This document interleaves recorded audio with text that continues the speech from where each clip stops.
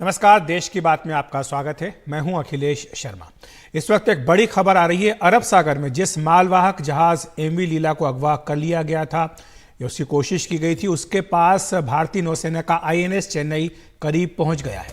यह भी जानकारी आई है कि नेवी कमांडो मार्कोस इस पर कार्रवाई करने के लिए तैयार हैं। डाकुओं से कहा गया है कि वो जहाज को छोड़ दें। और आपको बता दें कि इस मालवाहक जहाज में चालक दल में 15 भारतीय भी हैं।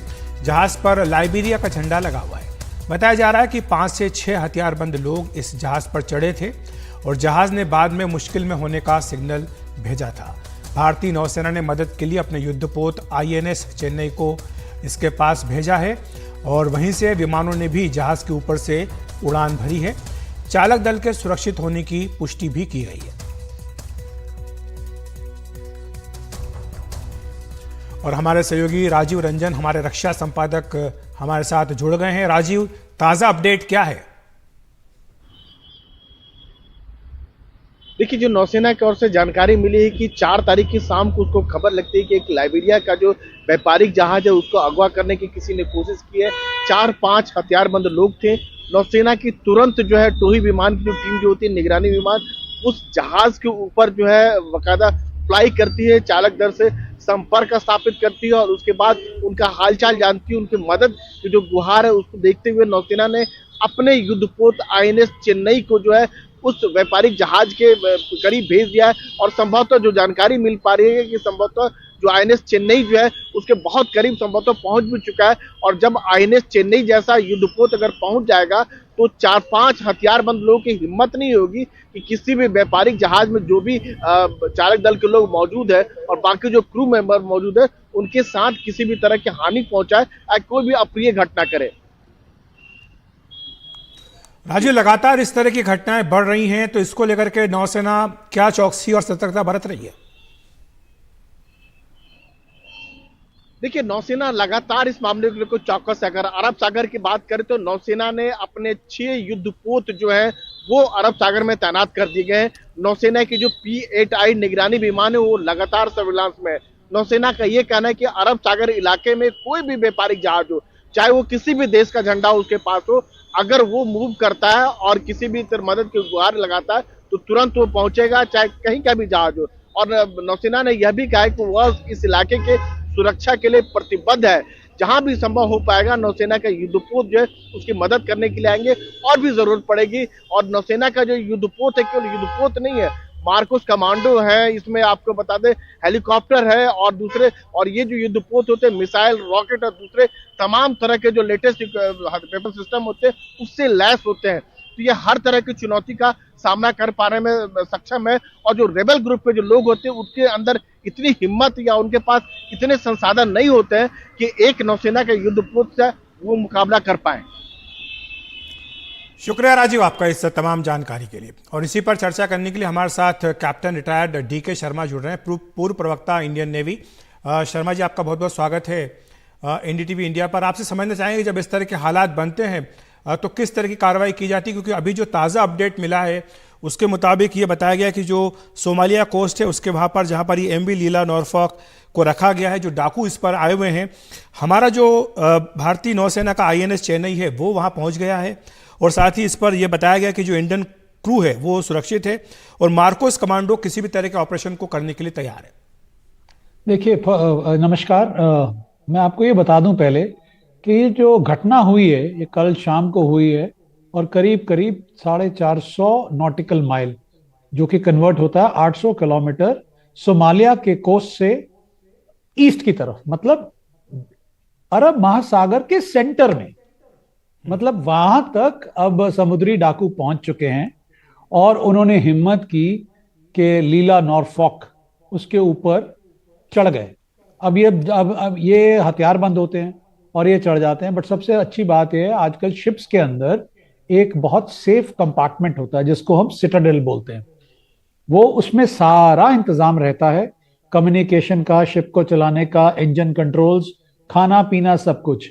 तो सारा का सारा क्रू कैप्टन के साथ इस घटना जब चल रही थी उस वक्त ये लोग चले जाते हैं और यही स्टैंडर्ड ऑपरेटिंग प्रोसीजर है।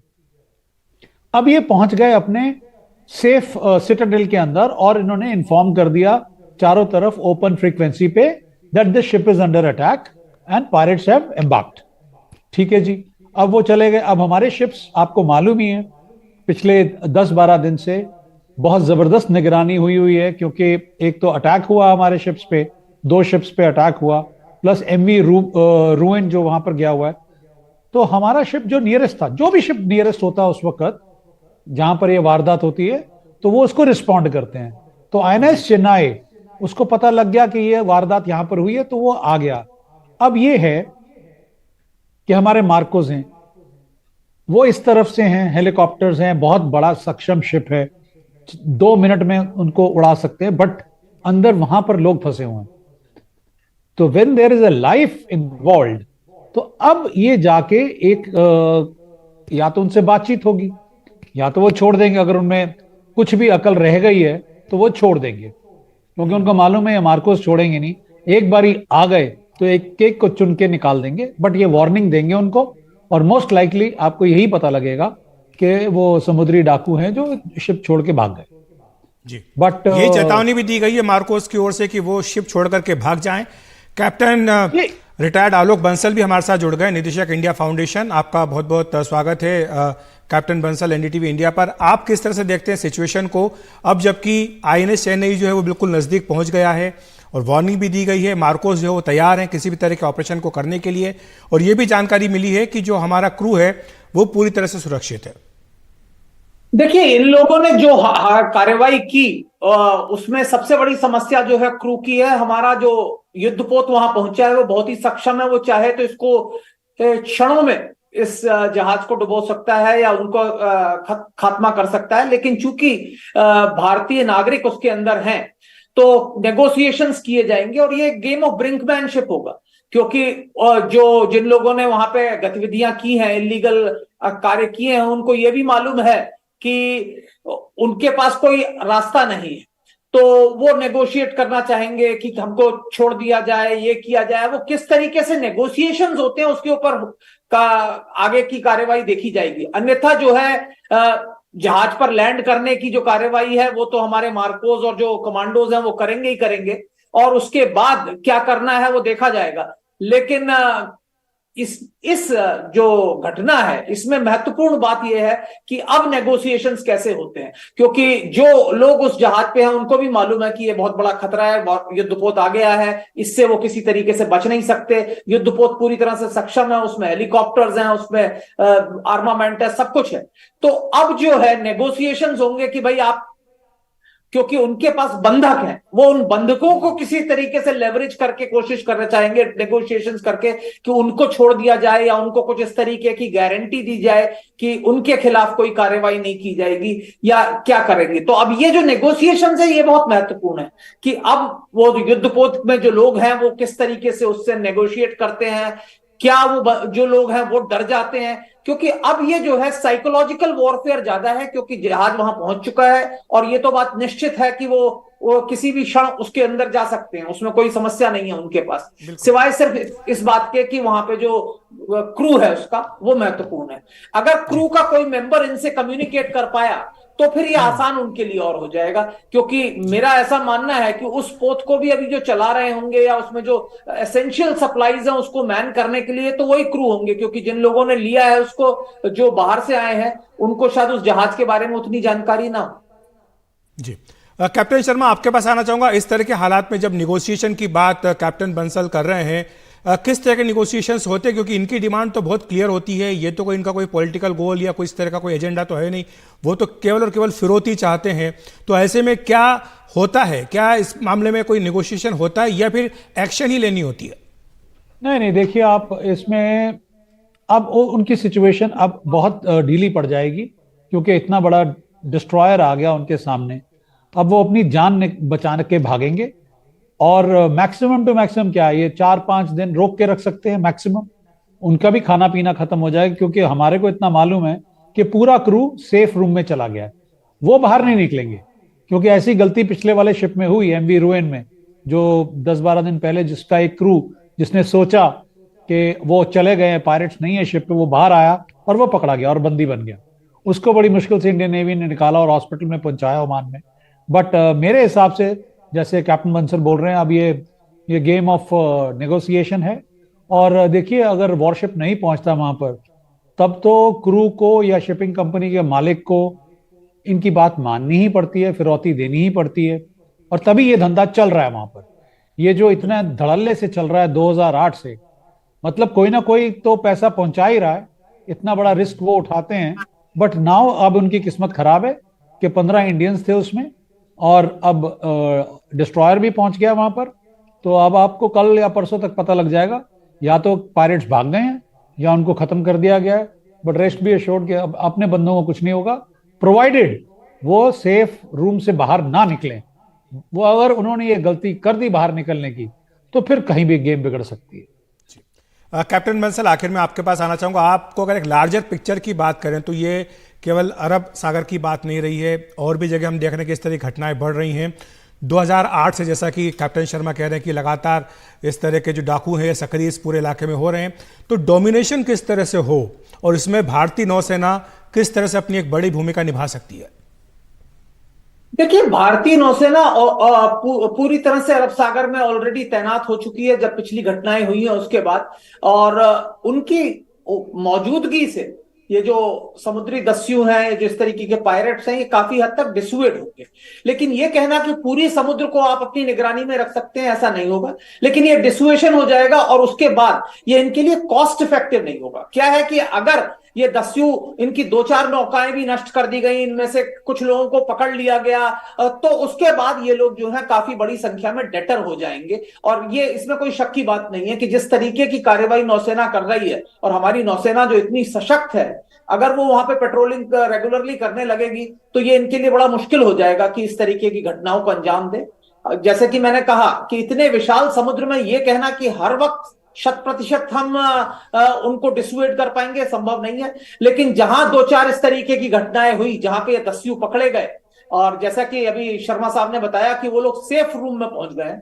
अगर सेफ रूम में पहुंच गए हैं तो फिर बहुत कुछ हो सकता है। फिर तो हमारे कमांडो जाकर उसको स्टॉर्म कर देंगे, और उनको अपनी जान की अगर बड़ी है तो वैसे ही मेरे ख्याल से आत्मसमर्पण कर देंगे जब देखेंगे।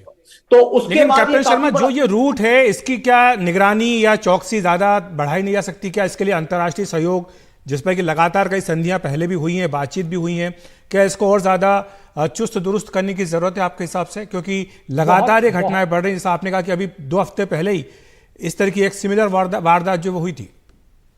देखिए, ये इंडियन नेवी इस काम पे 2008 से लगी हुई है। 24/7 एंटी पायरेसी पेट्रोल हमारा लगा हुआ है, और हमारा ही नहीं लगा हुआ, पूरे वर्ल्ड के शिप्स लगे हुए हैं।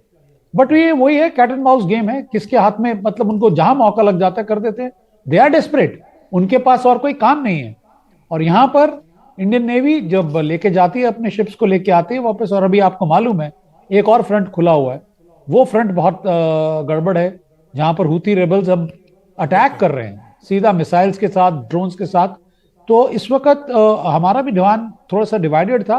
बट अब ये दूसरा इंसिडेंट होने के बाद आई डोंट थिंक अभी यही होगा कि अगर किसी को उस तरफ जाना है, he will have to inform Indian navy. Indian flag जो भी वहां पर शिप्स हैं उनको इन्फॉर्म करना पड़ेगा, और मे बी कॉन्वॉय प्रोटेक्शन होगी। जैसे आप देखते हैं कि 4-5 शिप्स को इकट्ठा लगाएंगे और उसके बाद उनको लेके जाएंगे। बट फिर आगे दूसरी प्रॉब्लम खड़ी होती है, जैसे ही गल्फ ऑफ एडन के पास पहुंचेंगे आप, तो they can become a target of a missile. So ये ट्रिकी थिंग है, इसमें थोड़ा सा आई एम श्योर नेवी इसका कोई समाधान निकालेगी जल्द से जल्द, और पेट्रोलिंग और बढ़ा दी जाएगी। शुक्रिया कैप्टन शर्मा और कैप्टन बंसल हमारे साथ जुड़ने के लिए, विस्तार से समझाने के लिए। उम्मीद करने कि जल्द से जल्द ये ऑपरेशन पूरा हो और सभी जो भारतीय कैप्टन क्रू है और पूरा क्रू है, ये सब जल्द से जल्द घर वापसी आ सके। बढ़ते हैं दूसरी खबर की ओर। पश्चिम बंगाल के 24 परगना जिले में ईडी की टीम पर हमला हुआ है। ईडी के अधिकारियों और उनके वाहनों पर हमला उस समय हुआ जब वे राज्य में करोड़ों के राशन घोटाले के सिलसिले में छापेमारी के लिए गए थे। ये छापेमारी तृणमूल कांग्रेस के एक नेता के घर होनी थी। इस हमले में ईडी के अधिकारी घायल हो गए हैं। इस हमले के बाद बीजेपी ने ममता सरकार पर धावा बोला है। शुभेंदु अधिकारी ने कहा कि इस हमले पर गृह मंत्री और पश्चिम बंगाल के राज्यपाल संज्ञान लें।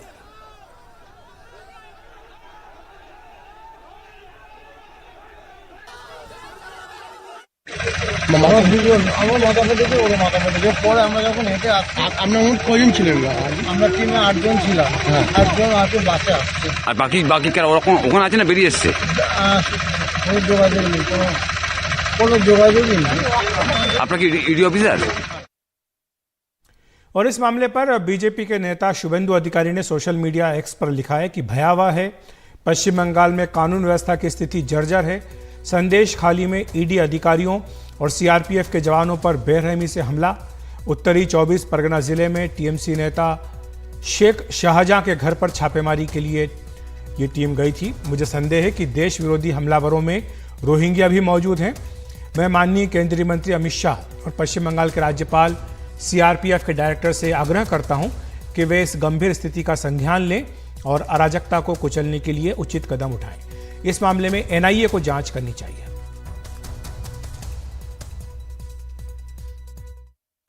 सत्तारूढ़ पार्टी के गुंडों ने, दरिंदों ने जो हमला बोला है आज ईडी के ऑफिसरों के खिलाफ, इसमें ये जगजाहिर होते हैं कि बंगाल में कानून और व्यवस्था की हाल कितना बुरा होते जा रहे हैं।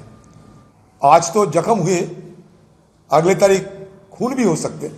सेंट्रल इन्वेस्टिगेटिंग एजेंसी का जो ऑफिसर लोग और उनका साथ जो सेंट्रल फोर्स था वो बुरी तरह प्रोवोक कर रहा था, इंस्टिगेट कर रहा था लोकल पीपल को, इसलिए लोकल पीपल रिटेलिएट किया spontaneously. It's its basic duty.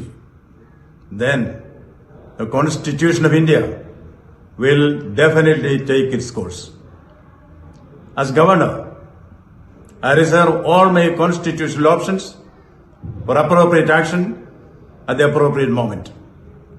Flexing muscles and parading paper tigers will not work with the people of Bengal. Jungle Raj and Gundagiri will work in a fool's paradise. Bengal is not a banana republic. और इस पूरे घटनाक्रम पर अधिक जानकारी दे रहे हैं हमारे सहयोगी रतनदीप चौधरी। बंगाल में ईडी के ऑफिशियल्स केंद्रीय सुरक्षा बल के साथ और इनके साथ कुछ जर्नलिस्ट भी थे, वो नॉर्थ 24 परगना के संदेश खाली ब्लॉक में गए हुए थे, जो PDS scam, alleged PDS scam है, बंगाल का रेशन स्कैम है, जिसको कि ईडी इसकी पड़ताल कर रही है पिछले साल से। इसके संदर्भ में कुछ रेड करने के लिए वहां पे पहुंचे थे और जो ईडी के सूत्रों के मुताबिक हमें खबर लग रही है कि तृणमूल कांग्रेस के एक इन्फ्लुएंशियल नेता हैं शाहजहां शेख, उनके प्रीमाइसेस में वो रेड करना चाहते थे और जब उस इलाके में वो पहुंचे तो एक बहुत बड़ी भीड़ ने उनको घेर लिया, ऐसा ईडी के सूत्रों के मुताबिक हमें खबर लग रही है। ईडी ये दावा कर रही है और सेंट्रल फोर्सेस के साथ रहने के बावजूद उनके ऊपर हमला हुआ। बंगाल में ये पहली बार ईडी के ऊपर हमला हुआ है, तो ये बहुत गंभीर विषय है और जो सूत्रों के मुताबिक हमें खबर लग रही है कि ईडी के जो ऑफिशियल थे उनको फिर ईडी का जो बंगाल हेडक्वार्टर है सॉल्ट लेक में, वहाँ पे लेके आए और फिर एक प्राइवेट हॉस्पिटल में उनकी जो फर्स्ट एड भी की गई है। मगर उनके साथ जो जर्नलिस्ट भी थे, कुछ जर्नलिस्ट को भी चोट लगने की खबर आ रही है और ये तब हुआ है जब ईडी एक रेड पे गई थी और ईडी बंगाल में कई सारे मामलों की छानबीन कर रही है। इसमें ये पीडीएस स्कैम, रेशन स्कैम भी है, जिसमें कि बंगाल के मंत्री ज्योतिप्रिय मल्लिक को पिछले साल ईडी ने हिरासत में लिया था। ED primary teachers recruitment scam को भी इन्वेस्टिगेट कर रही है और हमेशा ये जो ईडी की इन्वेस्टिगेशन रही है बंगाल में, ये एक राजनीतिक प्लान भी रहा है, जो सत्तारूढ़ तृणमूल कांग्रेस और बीजेपी के विरुद्ध और इस ईडी इन्वेस्टिगेशन को लेके एक दूसरे के ऊपर बयानबाजी करते दिखते हैं। बंगाल के जो तृणमूल के नेता हैं या फिर बीजेपी के नेता हैं और कुछ हफ्ते पहले जब केंद्रीय गृह मंत्री और बंगाल के जो बीजेपी के राष्ट्रीय अध्यक्ष हैं जेपी नड्डा, वो जब बंगाल में थे उन्होंने ये कहा था कि जो स्कैम्स हैं जो सेंट्रल एजेंसीज इन्वेस्टिगेट कर रही है उनको एक मेन नैरेटिव या मेन पॉलिटिकल प्लान के रूप में लेके ही 2024 के चुनाव में बंगाल की जो वोटर हैं उनके पास जाने की कोशिश करेगी बीजेपी। और तृणमूल कांग्रेस दूसरी तरफ हमेशा ये एक आरोप लगाती है केंद्र सरकार और बीजेपी के ऊपर कि जो केंद्रीय एजेंसी हैं, केंद्रीय जांच एजेंसी हैं, उनको पॉलिटिकली इस्तेमाल कर रहे हैं केंद्र सरकार तृणमूल कांग्रेस के विरुद्ध। तो कहीं ना कहीं पे ये जो आज घटना घटी है संदेश खाली नॉर्थ 24 परगना में, ये घटना भी अब एक नया एक पॉलिटिकल टर्फ वॉर की तरह होगा तृणमूल कांग्रेस और बीजेपी के विरुद्ध, और बयानबाजी शुरू हो चुकी है दोनों पार्टियों के विरुद्ध। मगर इसके बीच ईडी का ये कहना है कि उनके कुछ वरिष्ठ अधिकारी दिल्ली से कलकत्ता पहुंच रहे हैं, क्योंकि ईडी ये जो जिस तरह के उनके ऑफिशियल को बाधा दी गई, लोगों द्वारा उनके ऊपर हमला हुआ, इसको बहुत ही सख्ती से ईडी देख रही है और इसके ऊपर कार्रवाई आगे चल के होगी, ऐसा ईडी के सूत्रों के मुताबिक खबर लग रही है।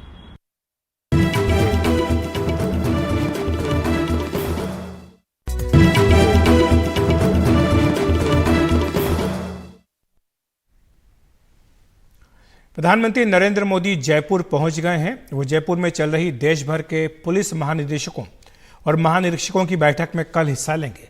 राजस्थान में बीजेपी की जीत के बाद प्रधानमंत्री नरेंद्र मोदी की ये दूसरी राजस्थान यात्रा है। इससे पहले वो 15 दिसंबर को सरकार के शपथ ग्रहण समारोह में शामिल हुए थे। और हमारे सहयोगी बाल वीरेंद्र शेखावत जयपुर से हमारे साथ हैं। बाल वीरेंद्र, इसका क्या एजेंडा है जो डीजीपी आईजीपी की कॉन्फ्रेंस हो रही है और क्या तैयारियां वहां पर की गई है इसके लिए? देखिए, मैं आपको बताना चाहूँगा कि राजस्थान के अंदर जो 3 दिवसीय प्रधानमंत्री नरेंद्र मोदी का जो दौरा है वो काफ़ी अहम माना जा रहा है, और इसको लेके जो राजस्थान के पुलिस जवान है वो जो कह सकते हैं कि चप्पे चप्पे पे यहाँ पे खड़े। मैं आपको दिखाना चाहूँगा तस्वीरों के अंदर। मैं अभी बीजेपी मुख्यालय के बाहर हूँ। अभी कुछ ही समय पहले जो प्रधानमंत्री मोदी हैं वो अपने काफिले के साथ यहाँ बीजेपी मुख्यालय पहुँचे हैं। सबसे जैसे ही प्रधानमंत्री मोदी हैं एयरपोर्ट से उतरते हैं, उसके बाद जो कह सकते हैं कि वो यहाँ बीजेपी मुख्यालय के जो है यहाँ पे जो तमाम जो विधायक और जो बीजेपी राजस्थान बीजेपी के तमाम जो नेता हैं उनके साथ मंत्रणा करेंगे, और जो नई सरकार भजनलाल सरकार बनी है उसके अंदर तमाम जो 115 विधायक और उसके अलावा आप देखेंगे कि जो बीजेपी के जो शीर्ष नेता हैं उनके साथ मंत्रणा की जाएगी, और किस तरीके से राजस्थान के अंदर जो कह सकते हैं कि जो आगामी जो लोकसभा चुनाव है उसके अंदर 2024 के जो 25 जो राजस्थान की जो लोकसभा सीटें हैं उसके ऊपर किस तरीके से फतह पानी है। 2 घंटे का ये जो पूरा कार्यक्रम है ये कार्यक्रम रखा जाएगा, और उसके पश्चात हैं प्रधानमंत्री मोदी हैं वो राजभवन के अंदर विश्राम के लिए निकल जाएंगे। जी, शुक्रिया आपका इस तमाम जानकारी के लिए। इस बीच राजस्थान में मंत्रियों के बीच विभागों का बंटवारा कर दिया गया है। मुख्यमंत्री भजनलाल शर्मा ने गृह विभाग अपने पास रखा है। आबकारी और जनसंपर्क विभाग भी उन्हीं के पास है। उप मुख्यमंत्री दिया कुमारी को वित्त और पर्यटन विभाग दिया गया है। सार्वजनिक निर्माण विभाग भी उन्हीं के पास रहेगा, जबकि दूसरे उप मुख्यमंत्री प्रेमचंद्र बैरवा को परिवहन के साथ ही उच्च शिक्षा विभाग भी दिया गया है। राज्यवर्धन सिंह राठौड़ को उद्योग और गजेंद्र खीमसर को स्वास्थ्य विभाग दिया गया है। मदन दिलावर स्कूल शिक्षा का जिम्मा संभालेंगे, वहीं किरोड़ी लाल मीणा कृषि और ग्रामीण विकास विभाग देखेंगे।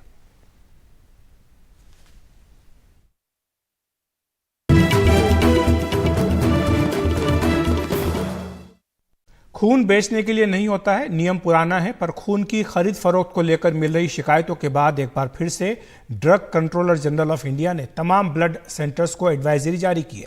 कहा है ब्लड सेंटर सिर्फ प्रोसेसिंग कॉस्ट ले सकते हैं, इससे ज्यादा और कुछ नहीं।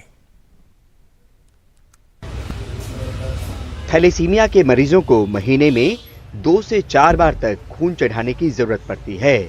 ऐसे मरीजों की तादाद देश में 1 से 1.5 लाख के आसपास है। डॉक्टर JS अरोड़ा इनकी तकलीफ को बखूबी समझते हैं। ये देखा है कि कई जगह पर क्या सिस्टम है कि खास तौर से जो बड़े हॉस्पिटल हैं कॉर्पोरेट में हमने देखा है कि वो 3,000 से लेकर 20,000 रुपये तक एक बार का चार्ज करते हैं। अब वो उसमें चाहे वो डायरेक्टली ब्लड के नाम पे ना भी चार्ज करते हो तो वो जैसे डे केयर चार्जेस लगा दिए या कंसल्टेशन लगा दिए, डॉक्टर विजिट लगा दिया या नर्सिंग चार्जेस लगा दिए। तो मेरे हिसाब से कि गवर्नमेंट को एक और चीज इसमें ऐड करनी चाहिए, दैट इज ट्रांसफ्यूजन चार्जेस। तो मथुरा में हम ब्लड 15 साल के शौर्य को महीने में 2 बार मथुरा से फरीदाबाद आना पड़ता है।